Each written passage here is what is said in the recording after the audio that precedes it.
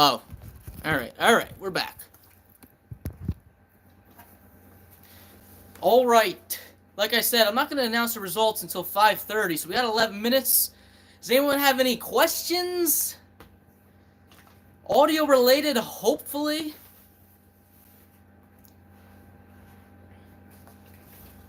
Nothing. We got nothing. Well, this is the plugin killer. I have since added the second input. For the winner, I recommend being careful with this adapter here because it is definitely the weak point. What's in my hand? This is the C10 Bogen, baby. New album soon. I am actually ready to record stuff for a new album. And really, the thing that's holding me up right now is this. This is the head block to my tape machine. If you notice that it's not on my tape machine. I'm having some slight troubles with my tape machine, of course.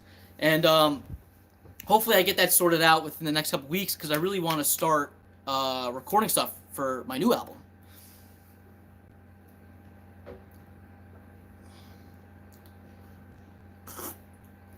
Creative ways to use shifty gear. I feel like that's basically my whole channel. You know, I was thinking about it recently. I made a couple videos, like some of my first videos were about cheap solutions for spring reverb. And I feel like a lot of people haven't seen them because I made those like maybe 3 years ago at this point. And there's some good information in those, especially running vocals through a guitar amp, which I recently did for that Ty Segall cover. Getting into synths when? You know, I have that Korg micro preset. That's really the only synth I have. Well, that's not true. That's the only analog synth I have. I have a Yamaha, oh my god, I'm forgetting. Yamaha DX27, which is an FM synth. That was like one of the first pieces of gear I bought, that FM synth. It's okay. It's not as nice as the DX7. It's like the DX7's little cousin, the DX27. It has 4 operators instead of 6 like the DX7 has. So the sounds aren't quite as advanced. It's kind of pretty limited. It's really hard to use. I really only use it for a couple sounds. But that Korg micro preset, which I've talked about in a couple of my videos, I think. I really only use that more as like a noise machine. It's a very stripped down. Hopefully you guys know what I'm talking about. Let me go get it.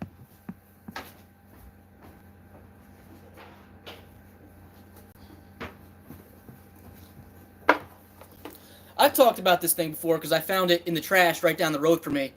It literally, like, it was bulk pickup day around where I lived, and I just happened to be driving by looking for junk, and I saw this thing in the garbage, and I'm like, do I see piano keys? Man, this is without a doubt the best garbage find I've ever found. This thing, it was dirty as hell. I had to clean it up a lot, but it's been a lot of fun. But yeah, I really only use it for, I don't know if I call it noise purposes. Really simple synth parts. You know, it's a mono synth, so it's pretty limited. Let's read another question. Do you think you'll ever add lyrics to any of your stuff on streaming? I've always curious about the really groovy section of Doped Up Dogs. Add any lyrics to any of your stuff on streaming. Oh, you mean like on like Spotify and stuff? I haven't looked into that, but I guess I could do that. I already have all the lyrics written out on a computer, so I could probably just copy and paste that if that's what you mean. I have seen those Yamaha refaces. The guitarist in the band I used to be in had a couple. All sounded fantastic. Not really my thing. I don't know. I don't really like emulations and refaces and stuff like that. I don't know. Maybe I'm just a snob about it. I don't know. Yeah, the micro preset does rule. It's fun.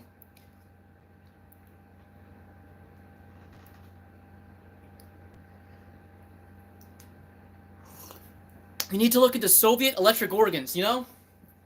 That reminds me. Where is that? If you guys give me 10 seconds, I'm going to run upstairs to get something.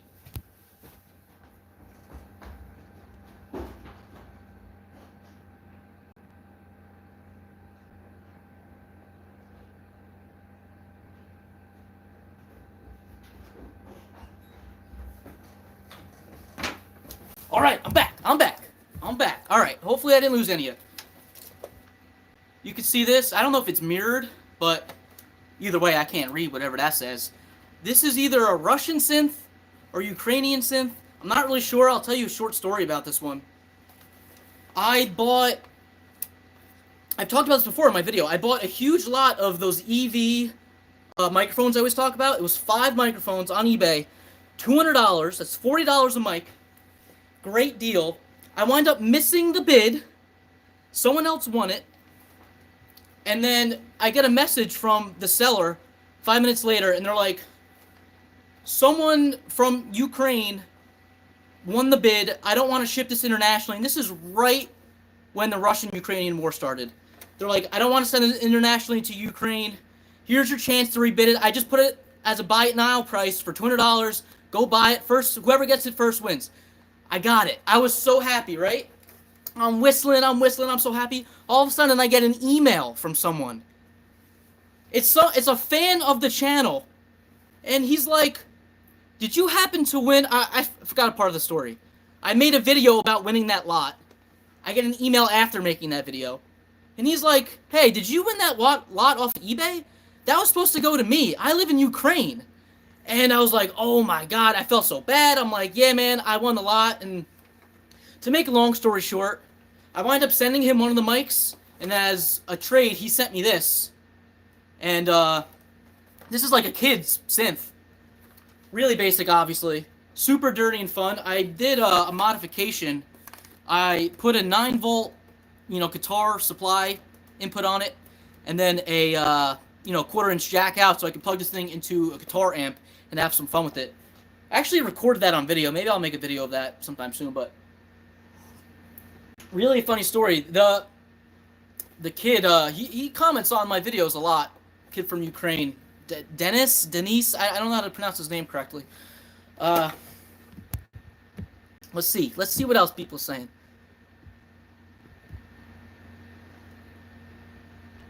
Which EV mic do you have?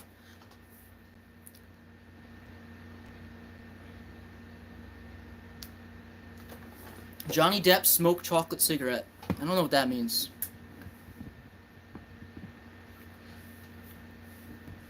So, is this a Ukrainian synth? Or is it Russian? Or is that got the same thing? Am I like stepping on toes here?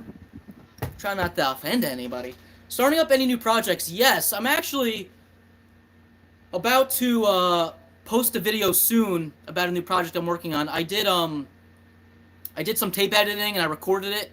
I basically started a project with the kid Tim and my friend Alex. The kid Tim, who's helped me do the music video for my neighbor's cat.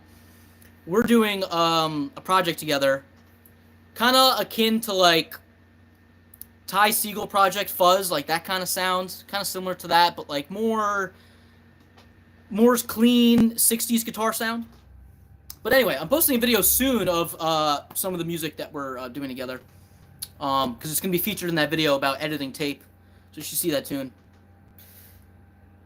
Do you mess with any guitar effects for your mix and master stuff?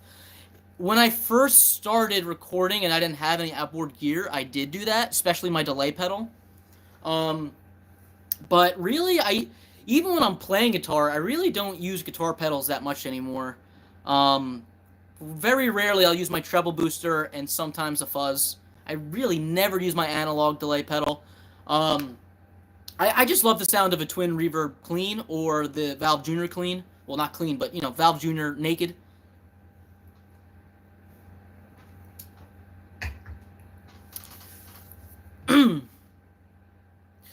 Are you talking about the EV635A?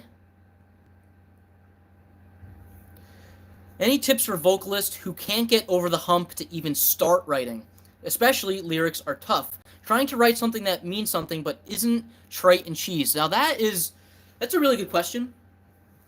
And this goes for like if someone's an author and like writes novels or short stories. They always say the hardest part of writing is actually writing, right? There's like so much procrastination involved there, and it's like similar when writing, lyrics to a song. And to me, You know, the part like you're saying, like you're trying to write something that doesn't sound trite and cheesy. A lot of the times, like if you listen to songs that have really powerful meanings and emotional responses, a lot of the times the words and phrases are really abstract, and they don't really mean much, right? And this goes for my music as well. Sometimes when I start improvising, some of my best lyrics come when I'm just improvising and I'm not thinking too hard about it at all, right? And I find that to be the best way to write lyrics. Like I've been working on this one song on piano for over a year now, and I keep trying to write better lyrics that I was coming up with when I was improvising. And every single time I wind up going back to my improvised lyrics, even though they don't really make much sense in English, but the words, the way I say it, just has way more emotional impact. This reminds me another song, a song I did with my friend Alex for the Pomelos. It's called 20 Feet Tall. That song for some reason like hits me emotionally, like the lyrics that he wrote for it.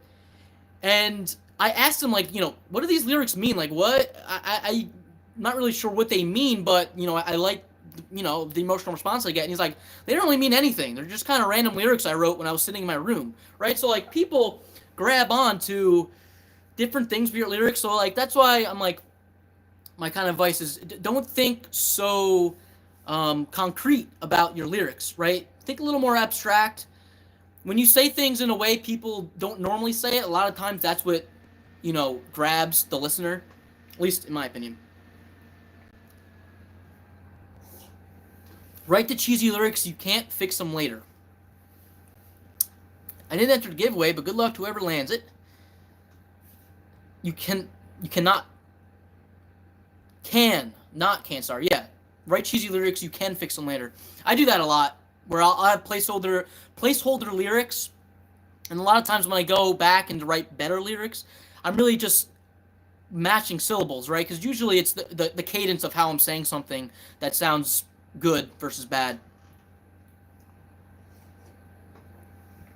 The way words sound is half of it. Yeah, exactly. That's exactly what I'm saying. And you know what? This reminds me of another thing. Like, there are so many songs, like, let's just take Led Zeppelin's debut album. When I was in high school, I listened to Led Zeppelin in general, but specifically the debut album over and over and over and over, right? I could sing to the lyrics verbatim when the song is on, right? But as soon as you press pause on that song and you ask Mario, what's the next sentence? I'm like, I have no idea. I have no idea what the lyrics are, right? But I'm so used to the cadence, the way the words sound, that it's like second nature me hearing them, right? So it's kind of the same thing. If money wasn't an option, 3 pieces of gear you would upgrade tomorrow. Well, I talked about this recently in the video about buying vintage gear. There's 2 specific things that I've been wanting for close to 2 years now. It is a U47 clone, and the one I'm looking at is like the Mic and Mod DIY kit. I think it's like $800 US. And I want that mic so bad, just because I'm like a huge Beatles nerd, and like to me it'd just be so much fun to have a U47. I've thought about getting the U67 instead. It's a little cheaper, a little more versatile probably, but to me, when I look at pictures of the Beatles recording their first 2 albums and I see the U47 in it, I'm like, I need that mic. But that's the thing. It's like, I don't really need it. I just kind of want to have it. And the second piece of gear, if money wasn't an issue, once again, mentioned this in the other video, 1176 clone. I've been looking at the Hairball DIY kit. I think that one's like $500. And I really just want that because all of my compressors that I have are VCA compressors, and I really just want to try something different. All of my compressors sound so similar, and, I'm hoping a new type of compressor can, bring something new to my mixes that I haven't had access to before. So, that's what I'm hoping for. Do you think you might do another run of maybe one day physical releases? I'd love a cassette of that EP to match my distorted proportions. So, a couple things there. I only did the custom CDs for maybe one day, and I've talked about this before. I know I'm repeating myself here, but it took me probably about 45 minutes to make each of those CDs, and it took so much out of it because all of them were custom made. I was cutting out pieces of paper so they were all customized, And I would give them out to friends and stuff, and then like a week later, I'd find them broken on the floor of their cars, and I was like, oh my god. So I wound up selling a few online to you guys. I could do cassettes. The kid who did the cassettes for my Distorted Proportions, the collection center, I've been asking him for a new batch, but he's been so busy he hasn't been able to get around to it. I've been trying to get in touch with him. I would love to get a new batch of Distorted Proportion cassettes. Doing maybe one-day cassettes would be cool too if people are interested in it. And you know, something I should mention, I'm kind of in the process of getting a record, you know, records pressed for Distorted Proportions. And it's a huge upfront cost for me. And, you know, I only want to do it if people are actually interested in buying it. And I think I might do a video on that soon, talking about the process and talking about kind of crowdfunding to make that happen. But, you know, that's really going to rely on you guys to help me out, obviously, to help me sell it. I'd say you need to sing more, as people are not ashamed of writing cheese, but singing it later. Agreed? How did you like the 3U Mark IID clone, Reese Wood? Need new friends, Mario. Yeah, I know. You don't know how disappointing it is when you give someone in your family or friends something that you worked really hard on, and like they're like, oh, nice, and then like they just discard it like it meant nothing. That happens a lot. Like I like taking pictures, and I print out pictures for people, and I always give out pictures to people, and then like I said, a week later I find it in their car all crumpled up on the floor full of mud. And I never learned my lesson. I keep printing them out, right? Biggest upgrade for me would be living space, where I can actually sing and play as loud as I want. Yes, 100%. I talk about that in my home recording, you know, stark realities of a home recording studio. Me having my own space is such a leg up, you know. It allows me to do so much more that I, you know, wouldn't be able to do. Do you still have any reel-to-reels of Distorted Proportions? Yes. Yes, and I will continue to make more if people are buying them. You know, I'll sell them for $30. You know, I custom make those too, with custom drawings inside and stuff. So, you know, those took a little bit of time, but you know, it's fun doing that. I'll buy a vinyl immediately if you release them. That is what I like to hear. What is your opinion on cheap tape duplication machines? I'm not sure what you're talking about. Very good. $360 for a U47 clone sounds pretty good. If you did a vinyl release of Distorted Proportions, I would be all over that. You put the record right out after I graduated high school, and it's a really big deal for me. Thank you. That means a lot. If you release it on vinyl, I'll definitely buy a copy. I've been trying to figure out how to do it. You know, if I should do like a... I don't want to do a Kickstarter. I don't want to do that. They take so much of your money. I think I might just do like an email list and do it that way. Anyway, we're 8 minutes past the deadline for me announcing the winner. So, we're here. I have the winner already chosen. I'm going to talk about how I did that. First of all, I had 406 entries. That was probably about 10 times more than I was expecting. I was not expecting, you know, 406 people to enter. Yeah, I had some really funny responses on that as well. So I did all I did to pick the winner was do a random number generator from 1 to 406. I pressed generate, and the number that popped out, I went to that randomized number on my entries, and that was who won. And let me get out the name. Oh, it's actually on my phone. Let me get the name, because I don't want to mispronounce it. Hopefully the person that won is listening right now. All right.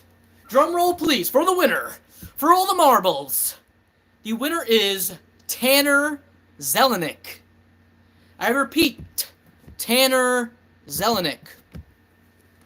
Winner. I'm going to email you right after this video ends, or this live ends. And hopefully you could send me your address as soon as possible. I'd like to ship this out as soon as possible. You better record some music with this and post it so we could all hear it. And tell you how great it is and not make fun of you, I swear. Yes, congrats, Tanner. Tanner Zelenik. I'm going to send you an email. Is Tanner in here? Come on, Tanner. I don't think Tanner is here, but... Anyway, I'll keep taking questions if you guys want. I have to go in about 15 to 20 minutes. So, Tanner's not here. I know. Unfortunately, he still wins. You guys don't win. So, sorry about that. Maybe I should do more giveaways. I'm thinking about a couple small things that I could buy and fix up and do modifications to give out. I'm sure people would find that fun. We'll see. We shall see. Any other questions, recording related? But yes, I definitely do want to release Distorted Proportions on vinyl. I think that's going to happen sooner rather than later. I would really appreciate you guys helping me out with that. What do you watch on YouTube when not watching music content? That is actually a really great question for a couple of reasons. I have so many interests and hobbies. But before I get into that, I have an idea for a video that I'm going to do soon in regards to... How do I explain this? Basically, what I've been doing for the past week is... Let me back up. I do not watch any other... Yo, what's up, Alex? I do not watch any other recording channel videos. I am completely removed from music recording and like music critiques, and I've just never really been interested. Yo, what's up, Connor? Never been interested in really listening to other people tell me how to record. And it's not because like I think I'm better at all. It has nothing to do with that. It's just, to me, the stuff I've learned in the studio is just always seems to be different than what I hear online, and it just doesn't really interest me to listen to that. However, the past week I have been purposely watching some of the most popular recording channels, and I'm doing this for a specific reason. And I guess I won't get too much into specifics, but my first takeaway is that about half of the recording channels are really good. People give out really good advice, and a lot of times you could tell when they're giving out good advice because they'll say, you know, I'm not telling you what to do, I'm telling you how to think. And you know, in music recording, that's like really what you want to hear, because you never want to hear someone say, you know, you need to record like this, you need to use this microphone, you know, that type of stuff. And the other half of the recording channels I started to watch, in my opinion, are just like absolute garbage. I'm gonna be honest here. I'm obviously not gonna point out which ones I think are garbage, but I really do not like people giving out advice that is so pigeonholing for telling people how to record. And this goes for any hobby, right? You know, like I said, I'm going to make a whole video on it. I'm going to have my thoughts better thought out than I am right now, you know. But like I said, there are definitely a lot of good ones out there. What else? Come on, give me some questions, people. What other music, besides music content, though, to get back to that, some of my hobbies include hand tool woodworking, so I watch a lot of like woodworking videos. Unfortunately, I've listened to way too much politics. When did you start making music? I started making music about 4 years ago. You know, I've been playing drums for a very long time. I was in a band with Alex Kapinski in the chat many moons ago, and I've been playing drums for, you know, quite a while. It was probably about 4 years ago when I decided I want to make an album, and that's what Distorted Proportions wound up turning out to be. And at that point, I didn't know how to play guitar, I didn't know how to play bass, I didn't know how to play keyboard. I knew nothing about recording. I was starting from complete scratch.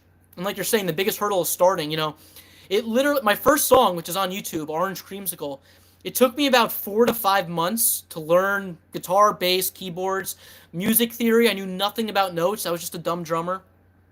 I had to learn how to record on my TAC 80-8, right? So it was this huge hurdle for me. And that's when I started, and like I was hooked immediately. Like I knew then and there I had to write an album. I had to come out with an album. And it took me about 3 years to get to that point. You know, Distorted Proportions, really, that was like my brainchild of not being a songwriter at all. Like I went from literally no experience prior to that. What else we got? Mario, I just discovered your channel this week. You're my new favorite channel. I've been watching the videos every day. I also like your project Distorted Proportions. Thank you for the ideas. Thank you, Wig Beezy. Funny name. I've been recording since 2007 and since 2013 professionally, and there's simply zero rules. What sounds good, sounds good. Exactly. And really, going back to what I was saying before about the video I plan on doing about, music recording channels, really what prompted it is my video that I titled My Favorite Way to Record Guitar. And I get responses every now and again on that video saying the way I'm recording guitar is wrong, and I'm giving people bad advice. And I specifically named that video My Favorite Way to Record Guitar because the way I was doing it is certainly not right by the books, but I love that dual mic setup, and I've used it on a couple songs since, and I just love how it sounded.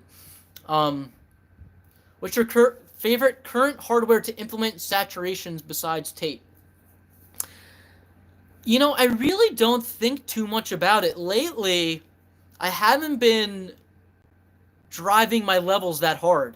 I've been going for a more clean sound, I'd say. So, I'm not really thinking too much about saturation besides driving compressors a little hard. But even then, I really don't... The music I've been making recently really haven't been driving that hard. Even, on Distorted Proportions, I really wasn't emphasizing, even though it was called Distorted Proportions, I really wasn't emphasizing the distortion at all. Really, I was just using the tape machine normally, and just, the tape saturation that naturally came with just recording at normal levels. That's really all that's there.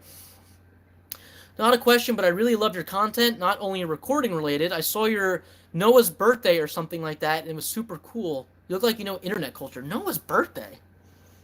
I don't know what that means. Noah's birthday. I have a little old Radio Shack Reverb preamp from the 70s. I think you have one too. You're talking about... I don't want to get it right now. Maybe I could... Actually, you could see it. Right here. You talking about that one? That thing's a beast. That thing has got 35 watts. Pretty strong of an amp. Oh, no. You're talking about Radio Shack Reverb preamp. Yeah, I don't have that. Is the Squier Telly the only guitar that appears on your released tracks? If so, I think you might need to get my hands on a Telly. Those guitars sound excellent. Yes. I have another guitar, and I do not think it's on any tracks. I have used my Telly. Every guitar sound on Distorted Proportions is the Telly, for sure. I know that for a fact. Some of the stuff I've done with Alex, he's used his guitars, which one of my favorite guitars he has... Alex, what is it? A Silvertone, right? Silvertone, you can answer in the chat, because I'm forgetting. His Silvertone Telly, not a Telly, it's just a Silvertone. I love that guitar. It's so crappy in the best way. It loses tune so quick. But other than that, yeah, this Telly. This was the only piece of gear I think I've ever bought brand new. And what a great decision it was. I mean, this thing, $200. I bought it because of the color. And because I wanted the Telly. I always wanted the Telly. It was my first guitar. No regrets at all. Great guitar. It literally holds tune for weeks. I'm not even joking. I'm looking to hire someone to track drums to a song of mine. Do you do that? So, there's a fan of the channel that I've been recording drum tracks for, and I probably should do a video on this as well. It is a lot of work to give someone a quality product, and the price that I'm willing to send to someone, it's just, or ask of someone rather, charge them. To me, it's just not fair.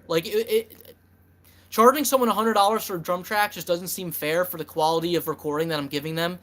And, I was recording the person I'm talking about, I was doing it to them for $50, and it was taking me days and hours to get a track that worked well, and I don't know. I'm not sure if I want to continue recording tracks for people. It's just, it's really difficult, and my quality of work is not as high as I would like it to be if I'm charging someone. Yellowbird is such a sick song. Thank you. That song I specifically chose for the first song on my debut album because I think it perfectly encapsulates what I was going for that album. To me, like, that song is very unique. Like, I can't think of another artist that I'm like, oh, that sounds like so-and-so. Like, I love that song so much. I really like how it came out with all the Foley effects and stuff. Did you self-master the Pamelas record? Yes. I wouldn't call it master, though. Quality of performance is way more important than quality of recording. Yes, definitely. 100%. My dad has an old Silvertone from the 50s. That thing got terrible tuners. Yes, it definitely does. Tele bridge pickup is all you need. I agree. I almost never use my neck pickup on the Tele. When I have my reverb cranked on my Twin, which I always do, it just causes too many sympathetic vibrations in the amp, and it just doesn't really sound that great. Love your stuff. You've inspired me to bite the bullet and buy a Tascam Porta 1. Opinions, advice on cassette 4-track. I love to hear that. Unfortunately, I don't have any experience on a cassette 4-track. I've always wanted one, but I have erred against it. It's just, I have too much gear, and I just figured, let me just not get into that. So, sorry, I do not have any opinion on it. The only thing I can really say is embrace the limitations, embrace the bounce downs, and have fun with it. I have a Silvertone 4-watt pressed cardboard tube amp. Sounds like an angry wildcat. Well, I wonder what that is. I've never seen something like that. Where do you start when recording a solo song? I'm curious about your songwriting and recording approach from start to finish. I think it'd be cool for all solo artists out there. I could probably do a video on that. I think I've been meaning to do a video on how to emulate a live band being a one person, because that'll kind of answer your question. I usually start. First of all, let me say this. I have never used a metronome on any recording. I really do not like a metronome for a rock and roll recording. All of my songs have tempo changes, both gradual and abrupt, and I've just never liked metronome. So that makes it really difficult to, record, as a solo artist, a full band. And I've kind of used that to my advantage to try to go for like a live sound. Like you'll hear at some of my end of the songs, like a great example is Tell Me What You Really Want. The way that song ends, where it hangs on the last song and the whole band comes down at the last second, that timing there was so difficult to do. And, I was just doing it all by feeling, and it took me so many tries to get that right. But, anyway, I'm getting off topic. You originally asked me my songwriting and recording approach. Songwriting, either I start on guitar or I start on piano, and it's usually just improvising until I do something and I'm like, oh, that sounds fantastic, right? And then recording, I almost always start with a guitar scratch track. Unless if it's a piano-based song, which I've been doing more recently, I'll start with my piano track, and that won't be a scratch track. That will be my final track most of the time. And really, that's not ideal because you want your drum track to be the first track. You want everything to be based off your drums. The drums are the main, time component, obviously. So, you really want emphasis on your drum track being right. And as I was saying before, since I don't use a metronome, my drumming, especially during fills, like every drummer, my timing can be all over the place. And once I get a take I like, I kind of have to listen to it like 20 times until I'm like, okay, at that fill, I kind of go a little slow. And on the verse, I kind of speed up there. And I have to keep that in my mind when I'm doing the guitar and bass track. And I'll have to remember, okay, speed up a little bit here because my drums are a little off here. And it is not ideal. But, I have fun with it. I like the natural flow of tempo in the songs. And hopefully that kind of answered your question. That's kind of a big question. I could easily go on for an hour talking about that, but I'm trying to be quick here. I'm getting a lot of questions now. Mario, my brother must give you a call someday. Yes, Paul, we should talk. Thank you. I am looking slick. You see this mustache, baby? About the 4 tracks. Search for one with the maximum amount of sends and inserts. Yes. 100%. Sweet Heather be Get Me in the Feels. That song, I never intended for anyone to ever to hear that. That was a spur of the moment thing after listening. What is that Daniel Johnston documentary? The Devil Inside or The Devil in My Heart? I forget the name of it, that Daniel Johnston. I watched that, was so moved, and I was like, let me try something real quick. And I'm pretty sure in the beginning of that recording, you hear me say, take 1. I never intended for anyone to hear that. And it was just me improvising lyrics. And at the end of it, I was like, wow, that was actually like really heartfelt, and I wasn't even trying. The Devil and Daniel Johnston. Yes, Connor. Yes. Thank you, Alex. And yeah, that's why I wound up including that at the end of the album, because I was like, it actually wound up being a good song. Love your roll up the sleeves and can do spirit. Yes. Thank you. You know, that song Sweet Sweet Heather, someone else commented, Margaret's Bane. You know, it's not about someone named Heather. That just rhymed with heaven, I think. But that, you know, that's a true emotion there. You know, that is about, you know, the beginning when I first started writing songs and recording songs, it was a huge part of that was helping me get over a breakup. My first love, really.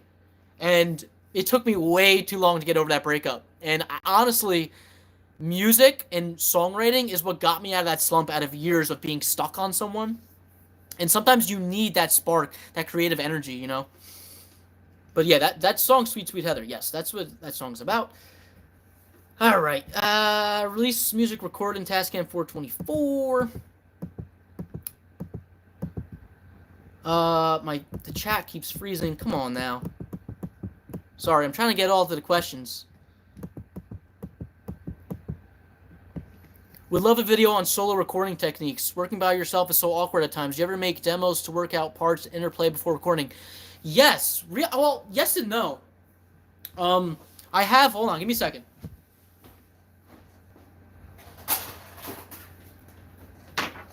So, all of the demos I've ever done have just been using this portable cassette recorder.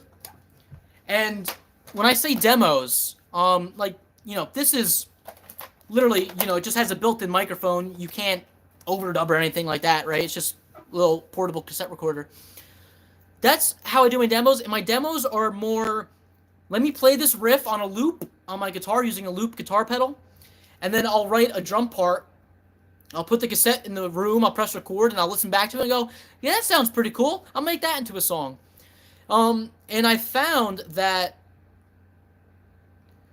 when I initially started recording and writing material, all of my demos, I would get demoitis. And I'd be like, I can't record this. I love the way it sounds. And I was doing all of my writing really during the demo. So ever since then, my early stages of recording, I don't do demos anymore. Whatever I start recording a song for the first time, that's going to be the end of it, and I'll do all my writing, all my tweaking, all my ideas there. I really do not like to do demos. To me, it takes out the creativity of it. I'm sure a lot of you guys are Ty Segall fans. If you ever listened to his Pigman Lives record, you know, with all of his demos, I mean, like, obviously the songs he wound up re-recording for the albums are fantastic, but I love listening to those demo recordings. You could tell because he's writing on the, I'm assuming here, but he's writing while he's recording, and there's so much creativity there. I think it's so fun.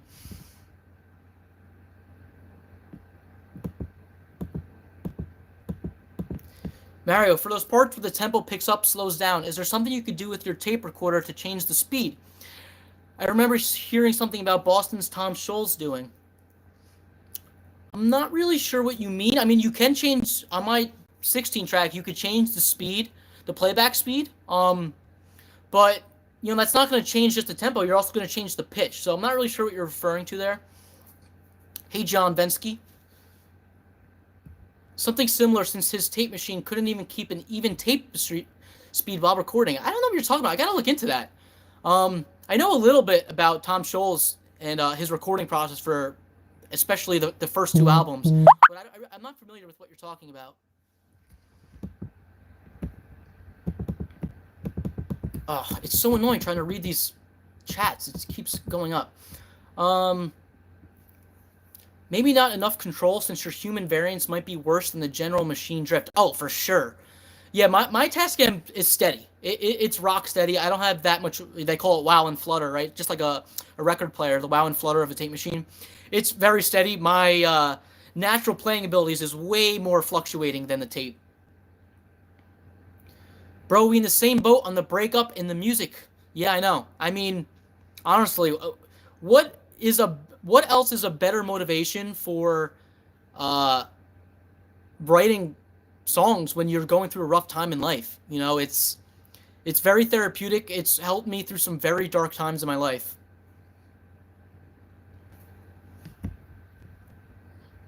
Ironically, 90% of the reason I make music is to woo my ex back. Niles, if that's what's happening, man, you gotta let it go. You gotta let it go. Trust me, I've tried it. Super inspired by some videos you have posted. Thank you, JoJo. Doped Up Dogs is so sick. Got that killer John Dwyer vibe. Really? John Dwyer vibe. Alright, I'll take it. Yeah, Doped Up Dogs, that was probably one of my most experimental ideas for a song. And that was when I first started implementing, my Foley records, which I've talked about before. I don't know how much you guys are familiar. Let me get it.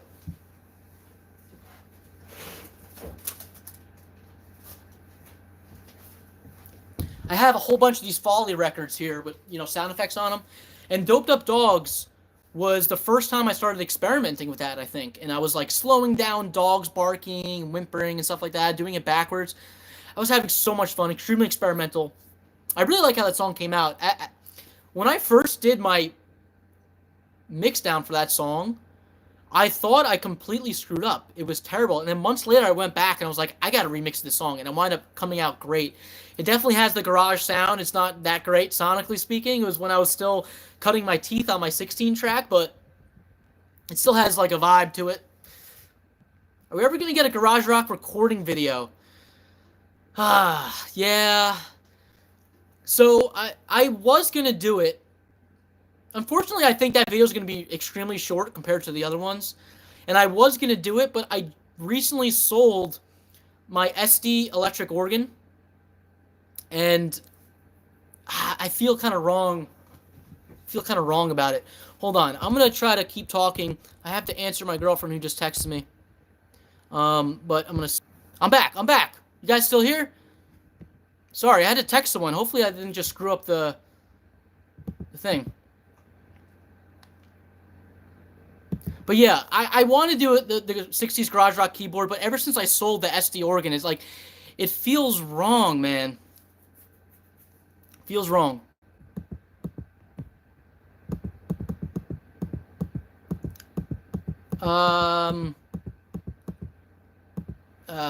Yes, his best raw work. Yeah, the Ty Segall Pigman Live stuff is awesome. You should check out Guitar Wolf. I think they recorded their first album on the same exact realistic cassette tape recorder. I definitely have to check that out. I will. Extra bite on the Pigman demos, for sure. You could definitely hear the... I'm assuming he used a Tascam 388 for those. I mean, you could hear the sound there. I don't know if that's true. I'm just assuming he used that for the demos. Last year, I was listening to your music so much that my girlfriend made a distorted proportion shirt. What? What do you mean? I need to see this shirt. Sorry, I got excited. Someone made a shirt? Dude, you got to email me that. I'm the same way, actually. I find when I record a demo and then try to do a final product, I end up liking the demo more. Yeah, it's the demoitis. I also write as I go along. My demos used to ending up completely different than intended anyway. Yeah, I think it's so much fun. It's how you keep yourself spontaneous. Yo, Mario, love your work, bro. Thank you. Do I have a Discord? Do I look 18? No, I'm just kidding. I don't have a Discord. Never really... I haven't been into gaming since I was young, so for that reason, I don't have a Discord. Do you ever use small cap condensers for guitar amps? No, I don't have any condenser mics, so... Oh, do you mean capacitors? I'm not really sure what you mean. Do you mean condenser microphones? Because I don't have any.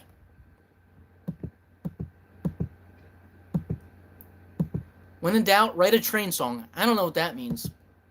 Hey, Mario, any mustache tips? The only tip I have is just go for it. Really, the reason I say that, this is a piss-poor mustache. This is embarrassing. But I'm just committing. I'm just going for it. Don't listen to any girl, because girls can be like, don't get a mustache. Go for it. We got to bring mustaches back. I would totally change the pitch way too much. If I was recorded slow, the pitch would have dropped as much as the correction would bring it up to, so ignore me. Yeah, I mean, changing the speed slightly on a tape machine, the pitch becomes, the change in pitch is extremely noticeable. You used doped up dogs on Insta Story? I appreciate that. I'm gonna repeat myself because I said it before, because there's 42 people watching. I plan on releasing Distorted Proportions on vinyl somewhat soon. Probably gonna do a pre-order of some sort. Keep tuned for that. I really hope you guys would, buy it. It would mean a lot to me. Same. Sometimes I'm so underwhelmed by emotions, and Linda get annoyed with myself, and then get annoyed by myself. But then I'll play guitar, and it's strange, but I feel like I can make sense of what I feel by playing. Yeah, it's definitely a great outlet for emotions. If you're not one to talk about your emotions, playing guitar or playing piano is a great way to do that. Any experience with the Ampex 2100 tape machines? No, never had an Ampex machine. Just scored a Tascam 244 at an estate sale for $80. Nice. Can't wait to use it. Gotta fix the cassette park. Probably just the belts. Hopefully it's just the belts. Things could get hairy pretty quickly with that stuff. Long live Garage Rock. All right. Seems like the chat is slowing down. I probably lost some viewers when my camera turned off. Is that an oscilloscope behind you? What do you use it for? I don't use it that often. I'm trying to think the last time I used it. It's been a long time. I'm gonna have to, as I was showing before, this is my head block for my C10 track, and if you can notice, it's not on my tape machine. I'm gonna have to do an alignment soon, and I'm probably gonna utilize the oscilloscope to do the azimuth alignment. But really, I don't use it that much. I kind of got that through nefarious means. I didn't steal it, but I didn't pay for it either. And really, the opportunity to get it was given to me, and I took it. And, that's why I have it. I don't use it that much, though. What are your favorite bands? Do you stick to 60 stuff generally? Favorite bands, I mean, I could keep going on and on and on and on, right? Generally, most of the music I listen to is 1979 and before that, really, if I could really generalize it. I really don't listen to that much modern music. For a while, I was really listening to, Ty Segall, John Dwyer stuff, King Gizzard stuff, Mac DeMarco stuff, like that kind of crowd. But recently, I haven't really been listening to them that much. I've been listening to a lot of 50s blues, but I can't pick an artist. I mean, there's so many bands. I have a very eclectic taste, You go from jazz to classical to rock to punk to funk, I'm really all over the place. And I really love, the early days of recordings, 1920s music. And YouTube is literally the best resource to listen to that music. You could listen to, so many artists that you would literally can't find anywhere else. You can't go on Spotify to find a lot of those artists that are on those old 78 records. The only copies anymore of a lot of those artists are on 78 records, Thanks for all your work, man. I feel like you're sharing rare, sacred knowledge, and I appreciate that. I appreciate that, but honestly, I don't know. I really don't think the things I say on my channel are really that groundbreaking. I'm glad people really resonate with it. But I just, most of the times, you can really boil down when I say to embrace the limitations, don't listen to what people are saying, including me, and find your own way, right? I'm glad, people enjoy it, though. Any guitar pedals you recommend? I love the Death by Audio Fuzz War. I have one of those. I rarely use it. And I don't know those other, I don't know the Super Bolt, and I don't know the Boss DD6. I don't really have guitar pedals to recommend because I really don't use them that often. I love a clean guitar sound. My most used pedal is a treble booster that I made myself. It's an extremely easy guitar pedal to make. I really recommend it. It's a Texas Rangemaster clone. So I recommend making one, if I could make a recommendation. Can you do a video sometime showing the connections and signal path for some of the gear you use for mic preamps? Yeah, I was kind of saying before, like, I really, the video I just did about the Bogen, that we just gave away here, that type of mic preamp saturation, distortion, I really don't do that much anymore. I was doing that a lot more when I first started recording because I was listening to people like Ty Segall, John Dwyer, King Gizzard, right? Like that sound is more that, but as I started to really get interested in like 1960s just garage rock in general, and there's really not that much distortion on those records. Most of the distortion you're hearing is just from it being pressed into a 45 record, right? So, not a lot much going on. My like preamp that I use mostly, my usual setup, if I can say my usual setup now, is I have my ribbon mic, which is a shiny box ribbon microphone. It is not a crazy expensive microphone. I got it for $350 new. I use that microphone as my main mic almost all the time, or my EV635A, as you guys know, and I plug it into the tube pre here, which this is a DIY tube pre. That is the MP 5.66 by Tube Sculptor, or no, I'm sorry, Sound Sculptor. Sound Sculptor. And then I just plug that right into my board. That's usually my signal path. And sometimes I record with compressor when I'm tracking, sometimes I don't. I feel you. I've been on a Wes Montgomery and Chuck Berry kick lately. Yes, I love Wes Montgomery. Not a huge Chuck Berry fan, not for any reason. Just, do I like the Stooges? Of course I love the Stooges. Funhouse is without a doubt probably the best punk album, proto-punk, I guess you'd call it, of the era, for sure. The drums on Funhouse, you can't beat it. You cannot beat the drum sound on Funhouse. I love the Stooges. Any country recommendations?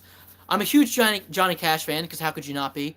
I really like, I'm forgetting his name, Sanford Clark. Sanford Clark's You Can Call Me Country album, listen to that album. That is like a great mix of like almost psychedelic country. I'm trying to think of some other country artists I like. I listen to a lot of 60s country comps. I think I've talked about that before. So like, just like 60s garage rock, but 60s garage country. There's really good comps out there that are a lot of fun. What did you use for the oscillating sound in Tetralogy of Philo Part 4? You demand. I used my Yamaha DX27 for that. And I think I just used the stock synth sound for that. What is it called? It's just a mono synth sound. Really simple. That was all like improvising at the moment. Have you ever considered putting together a band to play original stuff with? Obviously, life gets in the way, but it'd be cool to say that stuff live. Yes, I would love to play my songs live. The problem is, I'm a drummer. I'm not really a guitarist, so I need to find a drummer, I think, if I want to play these songs live. And because I would think my friend Alex would play bass for me, but to find a drummer that's willing to play my music, I don't know if I'm going to be able to find that. One, it's going to be hard to find a drummer that's reliable. And then two, to find one that wants to play my music. I just don't know. I feel like I'm going to have to pay someone to do that, and I ain't got the money for that. But I would love to play my music live. I mean, that's my dream. That's always what I wanted to do, Do you listen to your mixes in the car to test them? Yes. Whenever I finalize a mix, I mix it down to my 2-track. I always rip it to my computer. First thing I do is listen to it on a Bluetooth speaker I have. Then I go to my car, I drive around the block, listen to it about 5 times, and then I listen to it to my hi-fi setup for my record player. I've ditched... Oh, come on. This chat thing is so annoying. I've ditched my... Where did it go? I ditched my VST reverbs, mostly use real spring reverbs on my track. It's a day and night difference, yes. Usually, I don't know. I know this is unpopular here, but to me, a digital reverb sound, I don't know, man. I don't know. Either do room reverb or spring reverb is the way I see it. Or plate reverb if you're lucky enough to have a plate reverb. Do you use a mixer for drum mics before recorder? I used to exclusively use an M67 for my drum. I would do a drum mono mix to tape.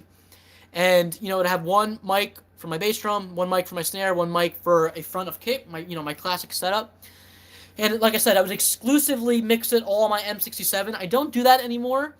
And the reason I don't do that, the reason I started doing that was to save track space, you know? But I have recently, when I say recently, the past 2 years, I haven't used a bass drum mic because I get enough bass drum noise in my front of kit mic, mic.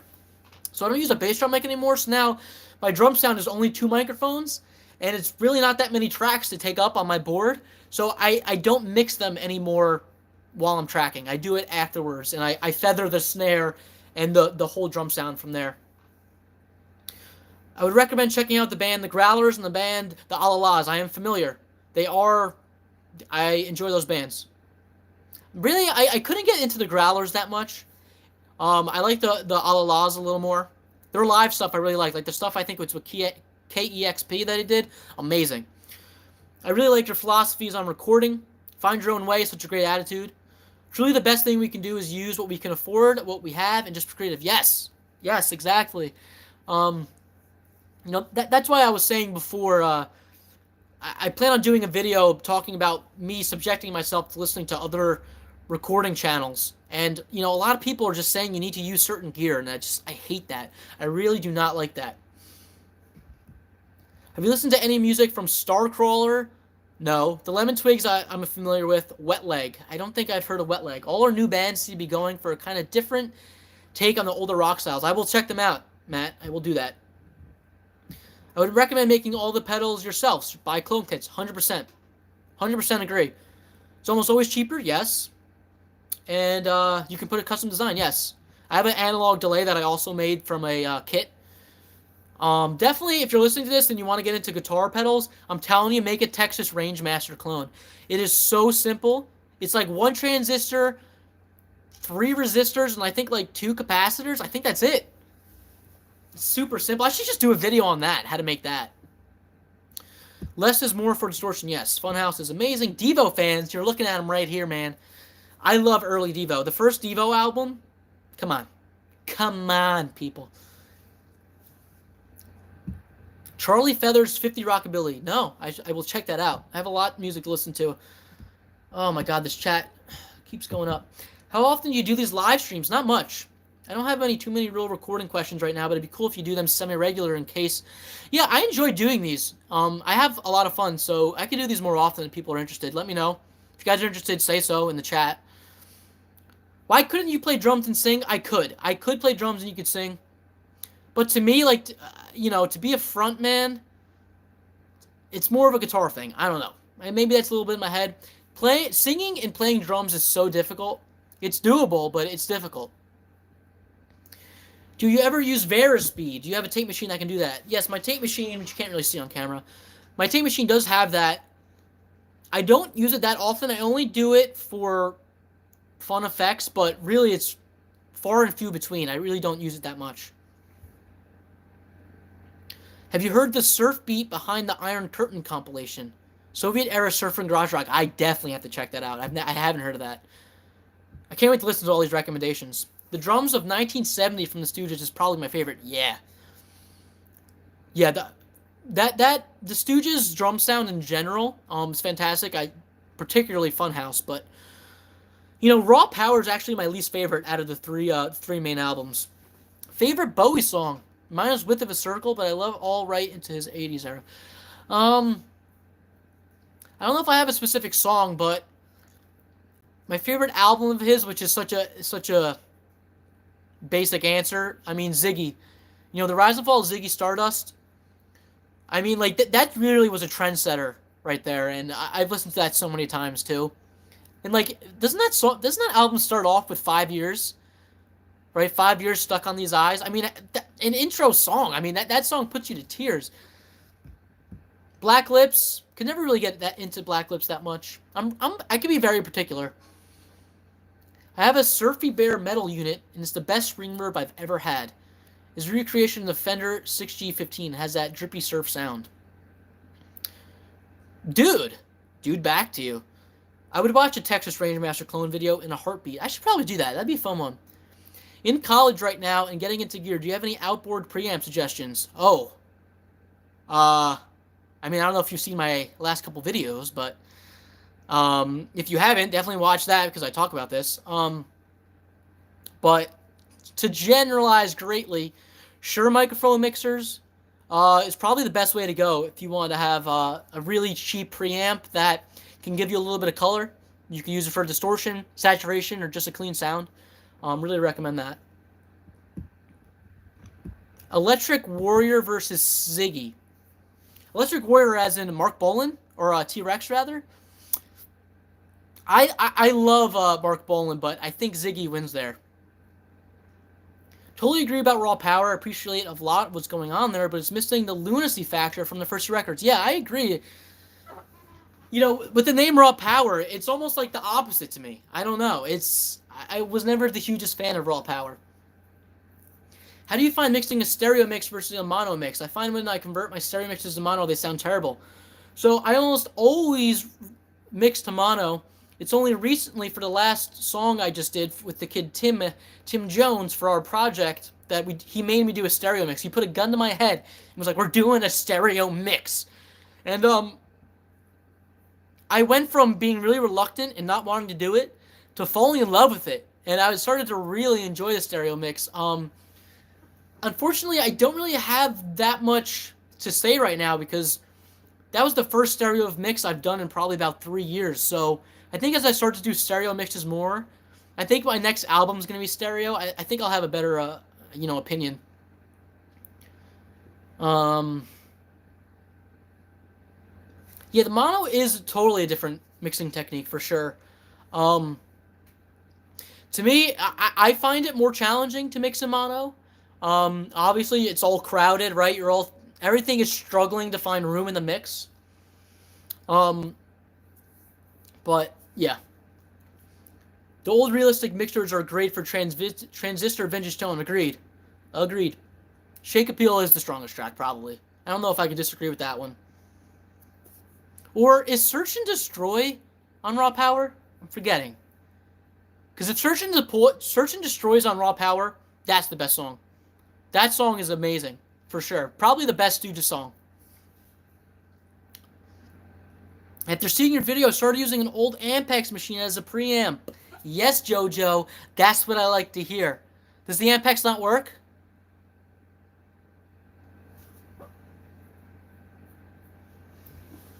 We're going over an hour here. I'm going to have to end this soon. My girlfriend's going to be over any minute. And I have to act normal and not talk about audio gear.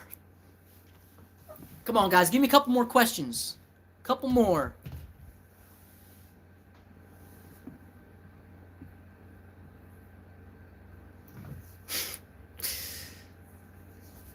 All right, well, I'll fill in the void if no one's got any questions. We should go back to talking about the plugin killer. Any thoughts on Iggy's solo stuff? You know, I have nothing against with the songwriting. I don't love the sound of Iggy's solos records really that much.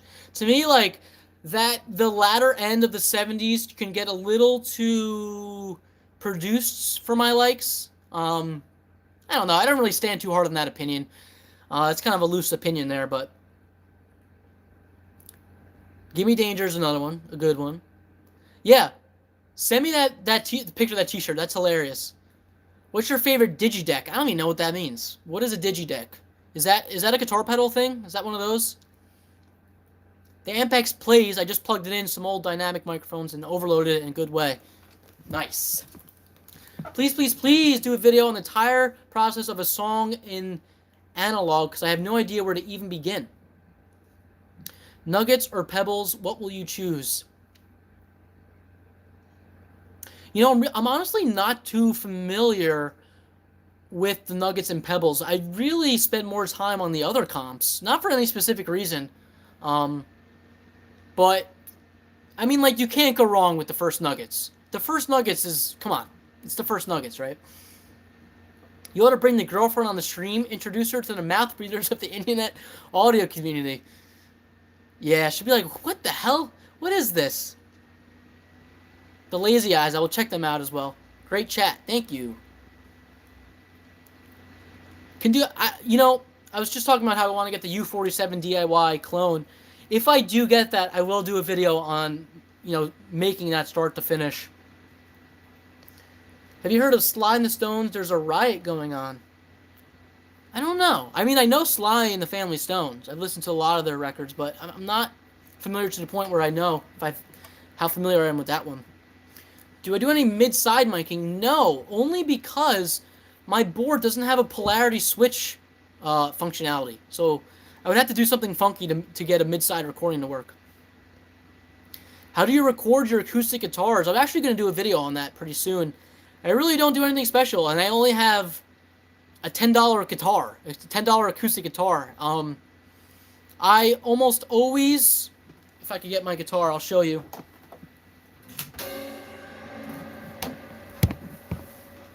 I almost always have a microphone pointing here, placed maybe about a foot away. To me, that I always get the best sound that way. I know people suggest the 12th fret, but I think I wind up moving around too much, and the sound becomes phasey when I use that, when I record it like that.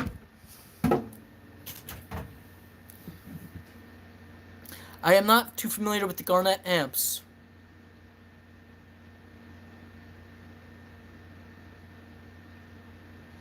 Digital recorders.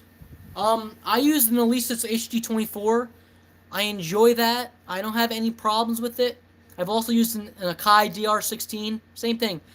They, as far as the sound goes, I mean, they sound like digital. There's really no other thing to say about it.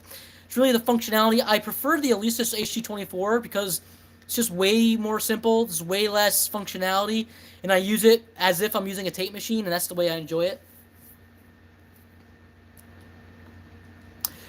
Have I been down the rabbit hole of 1167s, LA2A, etc., etc.? As I was saying earlier in the stream, I want to get an 1176 clone kit. I haven't gone down the rabbit hole because I've only ever had VCA compressors, Dude, I got you on the polarity. Short and actually, yes. So I actually do have a cable to reverse the polarity. But like I said, I've just never used that functionality. I've never used that adapter I made to do the mid-side recording. Recommending a channel called Yesterday's Papers. Great cool singles from the 66 to 67 episodes. Discovered great garage scene. All right, I'm going to check that out. Thank you, Jesse. Hairball, yes. I want to get the Hairball DIY clit. Not clit, kit. I mean, I would love a clit. Sorry. Vintage Garnet gear. I'm going to have to check it out. I feel like I've heard the name, but I don't know the gear that well enough. I did not see the new Bob Dylan movie. I really don't enjoy biopics that much. Besides Walk the Line, I really should give the Bob Dylan biopic a run. I really should watch it. I heard it's good, so. Have you ever thought about creating a band? Yes. Tian, I just answered that question a little before. If I could find someone to back me on drums, yes, I would love to do my songs live. Thank you, GP. Appreciate that. I'm going to have to check out Yesterday's Papers for sure. Guitar Center used listings are the best secret in the business. Buy old stuff for cheap and return it if you don't like it. I've never really looked at that stuff. Every time I went to a guitar store to look at their vintage stuff, it's so overpriced that I just assume that the prices are ridiculous.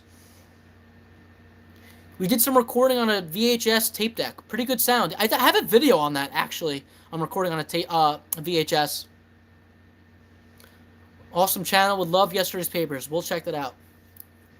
Some of the rockabilly has great garage sound. Yeah. I'm a big rockabilly fan.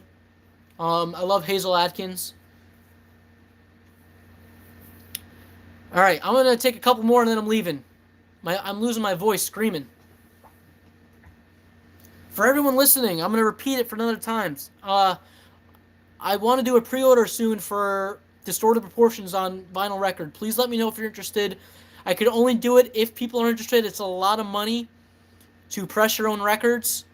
And I only want to do it if people are going to buy it and enjoy it. And, so please let me know.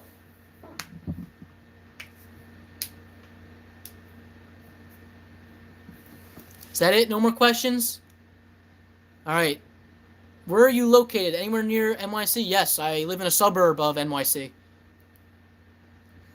Greetings from New Jersey to Oregon. But yeah, I live in New Jersey, but I pretty much live in a commuter town to New York City.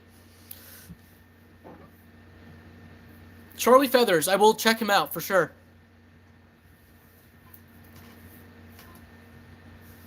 You're welcome, Wig Beezy. You're from Jersey? Will it be a 2-record set? No, just 1 record. It is going to be a black record. It's going to be 140 grams, not 180 grams modern BS.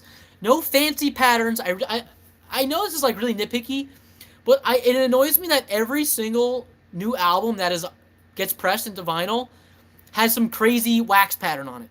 Give me just black. I want black, and that's what I'm gonna do. That album is like an ode to 1960s garage rock in general. To me, it deserves to just be a plain black vinyl record.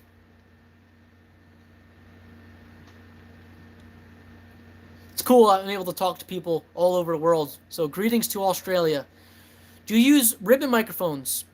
I'm obsessed with them now. Yeah, I was just saying before, my main microphone is a ribbon microphone, a shiny box ribbon microphone, and that's my main microphone. I love it. It sounds great on everything I put it on. Do I ever become Wario? I have not. I have been dressed as Super Mario a few times for Halloween. I love it. You bought an EV635A. Oh, yeah, baby. Hopefully you didn't pay too much. I really hope you didn't pay too much.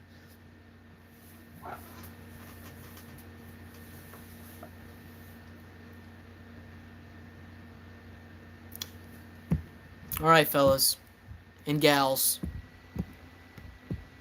I think I might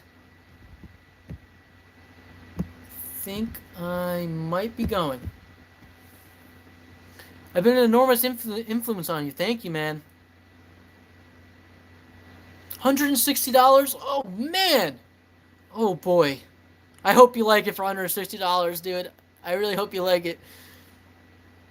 Margaret Spain, thank you, man. Or girl. Whatever you are. I appreciate that. I appreciate that a lot. All right, guys. Peace. Remember, I don't know. I wish I had something creative to say. All right, guys.